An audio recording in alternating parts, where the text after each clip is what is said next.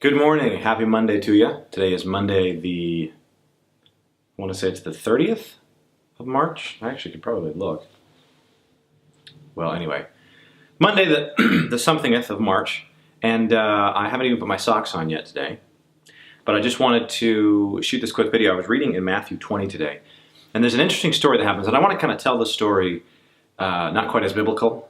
In fact, I can tell it's probably in terms that some of you will relate to, something that I can relate to. So I grew up in Arizona, and anytime you needed massive amounts of yard work done in Arizona, and a lot of you are probably going to think this is uber racist, but this is just what you do in Arizona. There's a lot of day laborers that they'll just go hang out in downtown Mesa, and you can just go hire them for the day.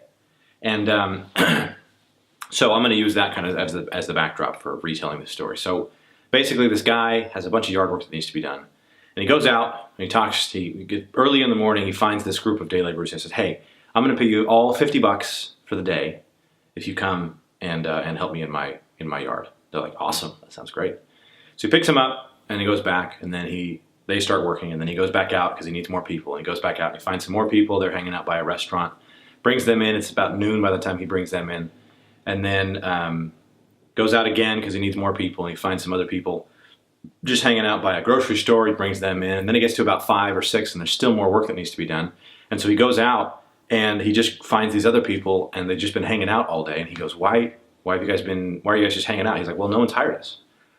He's like, "All right, well, you can come work for me." So he brings them all in, and then they all work and they get the work done and everything's great. And then he gets to the end of the day, and the boss guy goes to his assistant and he says, "Hey, let's pay these people." So he starts with the people at the end, the people that he got last at like 4 or 5, and brings them up, and he pays them $50. And then he brings the next group up that he found by the store and gives them $50. And then he brings the next group up that he found by the restaurant and gives them $50. And then the guys he found at the very beginning of the day come up, and they're thinking to themselves, "Man, he gave them $50. He's definitely going to give us more because we signed on and worked through the day." And they come up and he gives them $50.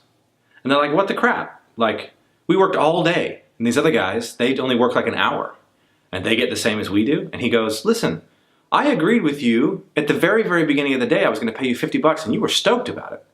And now suddenly this guy who's only worked an hour gets $50, and now you're upset? Like, am I not allowed to be a good guy? Am I not allowed to go out of my way to help somebody else, not just you?" And then they leave. And anyway, the moral of the story, obviously, the big moral of the story is, there's a lot of different ways people take this, but I take the big moral of this story to be, whether you're the guy that started work early in the morning, or the guy who started work late in the evening, or the guy who did the hiring, what we need to understand is that people are allowed to be good, and we can't compare ourselves to other people when it comes to what we're receiving in life. We can't say, "Oh, I'm not as good as such and such person because he got X, Y, and Z for the amount of work that he did, and I only got X, Y, Z.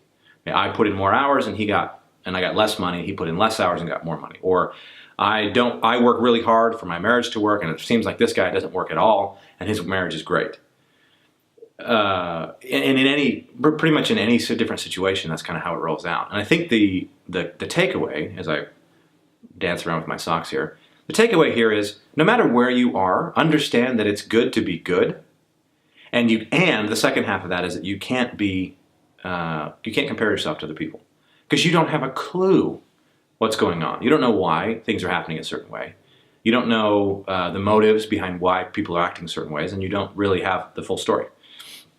So stay within your own story and remember the things that you were excited about. I think if those guys, if they had just been excited, think of the difference in mindset if they had come in understanding that they were going to get $50 and they never expected anything more.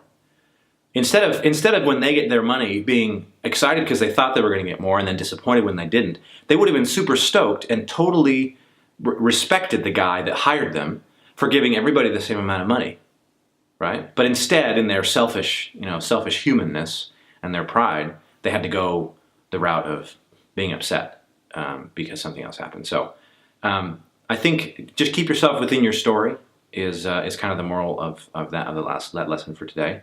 And I think for today, one thing just to keep in mind is, how can you find the goodness in others, right? So as you look around and you deal with other people today, how can you find the goodness in the people that you interact with? Have a great day.